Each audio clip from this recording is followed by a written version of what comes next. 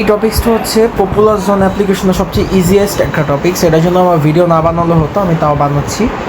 তো অবশ্যই এদিকে ক্লাস স্কোয়াডে ক্লিক করার পর আমার এদিকে কী করতে হবে, রুম আইডিটার জন্য ওয়েট করতে হবে। তো অবশ্যই আমার কি করতে হবে, এদিকে একটা টাইম থাকবে।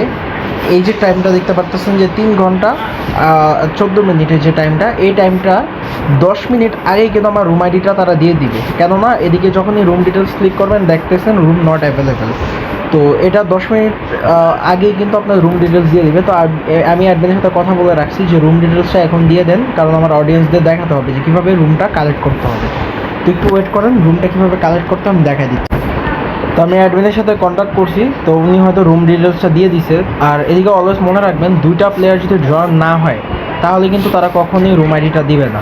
আর এর থেকেও বড় কথা হচ্ছে, যদি প্লেয়ার জয়েন নাও হয়, টাইম যদি ওভার হয়ে যায়, তো সেক্ষেত্রে কিন্তু আপনার টাকাটা তারা ব্যাক করে দিবে অ্যাডমিনরা। ঠিক আছে, সেই প্রসেসটা কিন্তু আছে।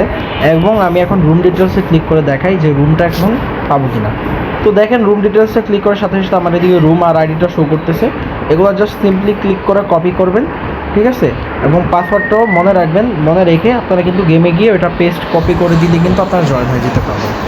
আশা করি বুঝতে পারছেন।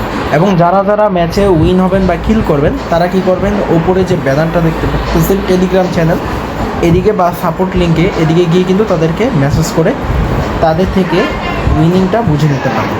এই ছিল ভিডিও।